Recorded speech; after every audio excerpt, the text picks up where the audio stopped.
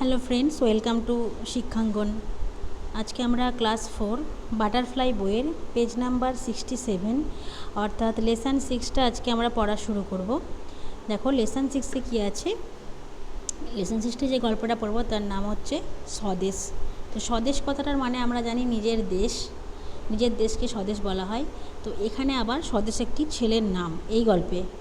তো গল্পে যাওয়ার আগে আমরা দেখে নিই এখানে কিছু ইনফরমেশন আছে, সেগুলো একটু পড়ে নেব। কি বলেছে দেখো, match column A with column B. Column এতে কী আছে? ইন্ডিপেন্ডেন্স ডে স্বাধীনতা দিবস, রিপাবলিক ডে প্রজাতন্ত্র দিবস, Netaji's birthday and Gandhi's birthday. আর ডান দিকে কিছু ইম্পর্ট্যান্ট ডেট দেওয়া আছে, এর সঙ্গে মিল করে করতে হবে। তো ডান দিকে প্রথমে আছে দেখো 26 জানুয়ারি, তারপর আছে 2 অক্টোবর, 15 আগস্ট, 23 জানুয়ারি। তো ইন্ডিপেন্ডেন্স ডে কবে আমরা জানি, 15 আগস্ট চলে এলো। রিপাবলিক ডে 26 জানুয়ারি প্রজাতন্ত্র দিবস। Netaji's birthday 23 January, 23 January. Gandhiji's birthday 2 October. এই ইম্পর্ট্যান্ট ডেটগুলো কিন্তু আমাদের স্কুলে প্রত্যেকটা স্কুলে পালন করা হয়। এই দিনগুলোর গুরুত্ব সম্পর্কে স্টুডেন্টদের বলা হয়, ঠিক আছে। তারপর কি বলছে দেখো, all this dates are important, এই সমস্ত ডেটগুলি গুরুত্বপূর্ণ ইন ইন্ডিয়াজ হিস্ট্রি, ভারতের ইতিহাসে। হুইচ অফ দিস ডেজ, এগুলোর মধ্যে কোনগুলো আর celebrated in your school and how, তোমার স্কুলে এগুলোর মধ্যে কোনগুলো সেলিব্রেট করা হয় এবং কীভাবে করা হয়। তো তোমরা জানো, তোমরা সবাই স্কুলে যাও, তোমাদের স্কুলে এগুলো সেলিব্রেশন হয় এই ডেটগুলো। তো যে যার মতো করে এগুলো লিখবে। আমরা সরাসরি গল্পের মধ্যে চলে যাচ্ছি, চলো কি আছে দেখো। It was a busy morning in a railway station. Busy morning, খুব ব্যস্ততার সকাল, ইন এ রেলওয়ে স্টেশন। তাহলে রেলওয়ে স্টেশনে খুব ব্যস্ততা মানে কি, ওই সকালবেলাটাই তো সব মানুষ যে যার কর্মস্থলে যায়, তো সেই হিসেবে it was a busy morning in a railway station. Railway স্টেশনে খুব ব্যস্ততা ছিল। দ্য ইয়ার ওয়াজ 1930, বছরটা ছিল 1930 সাল, অর্থাৎ স্বাধীনতার আগে। আমরা জানি আমাদের দেশ স্বাধীন হয়েছিল 1947 সালের 15ই আগস্ট। তো এখানে 1930 সালের একটা ঘটনার কথা বলা হচ্ছে। এই ইয়াং বয়, একটা অল্প বয়সী ছেলে, ইন সয়েলড ক্লোথ। সয়েলড মানে কি বলো তো, সয়েল মানে হচ্ছে মাটি, সেখান থেকে সয়েলড ক্লোথ অর্থাৎ ধুলো বালি মাখা একটা জামা কাপড় পরা ছেলে এন্টার দ্য প্ল্যাটফর্ম, প্ল্যাটফর্মের ভিতর প্রবেশ করলো। His feet were bare and muddy. Feet মানে কি, ফুট মানে পায়ের পাতা, তার প্লুরাল ফর্ম হচ্ছে ফিট। তাহলে হিজ ফিট ওয়ার বেয়ার মানে উন্মুক্ত, অর্থাৎ পায়ে কোনো জুতো ছিল না তার। হিজ ফিট ওয়ার বেয়ার, তার পাগুলো ছিল উন্মুক্ত, অ্যান্ড মাডি কাদা মাখা কর্দমাক্ত। He seemed to be very tired, তাকে দেখে মনে হচ্ছিল সে খুব ক্লান্ত। Seemed to be very tired, but কিন্তু হিজ আইজ ওয়ার গ্লোয়িং, তার চোখগুলো জ্বলছিল লাইক ফায়ার, মানে চোখগুলো দেখে যেন মনে হচ্ছিল চোখে আগুন জ্বলছে এরকম একটা। হিজ নেম ওয়াজ স্বদেশ, তার নাম হলো স্বদেশ। মিনওয়াইল, ইতিমধ্যে সাম ব্রিটিশ পুলিশ, কিছু ব্রিটিশ পুলিশ, ওয়ার সিন, দেখা গেল, আউটসাইড দ্য স্টেশন, স্টেশনের বাইরে। They were on the lookout for a young freedom fighter of Bengal. They were on the lookout, তারা খুঁজছিল, কাকে খুঁজছিল? For a young freedom fighter of Bengal, বাংলার একজন ইয়াং ফ্রিডম ফাইটারকে। ফ্রিডম মানে স্বাধীনতা, ফাইটার মানে যোদ্ধা, তাহলে বাংলা একজন স্বাধীনতা সংগ্রামীকে তারা খুঁজছিল। নেক্সট পেজ চলো কি আছে দেখি। সাডেনলি, হঠাৎ করে, দেয়ার ওয়াজ আ হুইসেল, একটা হুইসেলের শব্দ হলো সেখানে। সেটা কিসের শব্দ? ট্রেনের হুইসেলের শব্দ।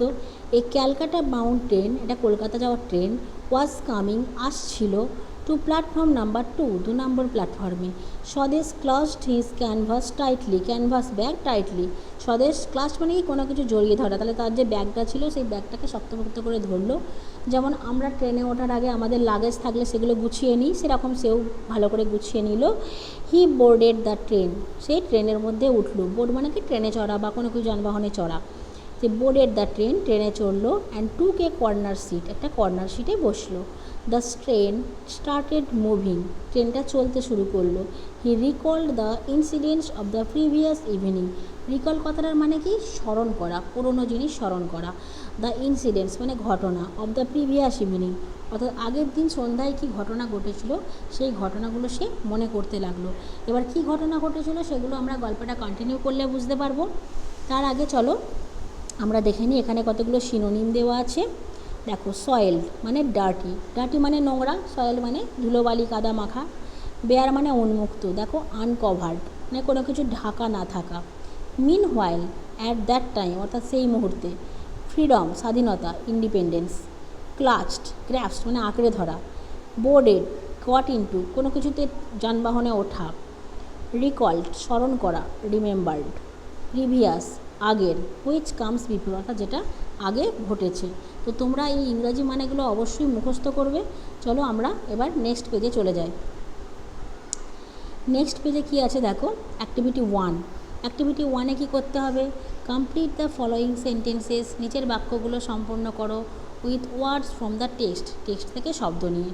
অর্থাৎ আমরা যে গল্পটা পড়লাম সেখান থেকে শব্দ নিয়ে আমাদের এটা পূরণ করতে হবে। তো প্রথমে কি আছে দেখো, it was a dash in a railway station, ওটা একদম আমরা প্রথম লাইনেই পেয়ে যাব।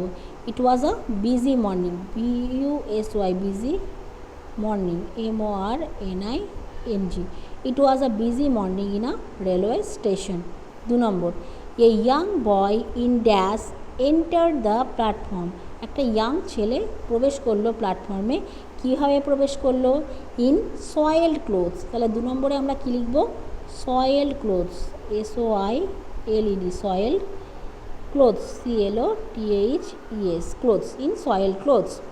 সি একটা কী আছে, the eyes of the young boy, young ছেলেটির চোখগুলো ওয়ার গ্লোয়িং লাইক ফায়ার, আগুনের মতো জ্বলছিল। তাহলে 3 নম্বরটা কী হলো, গ্লোয়িং লাইক ফায়ার, আগুনের মতো জ্বলছিল। ডিটা দেখো, a Calcutta bound train was coming, a Calcutta bound train was coming, COMING, coming to platform, PLAT, FORM, platform number 2। তাহলে 4 নম্বরটা কী হলো, a Calcutta bound train was coming to platform number 2।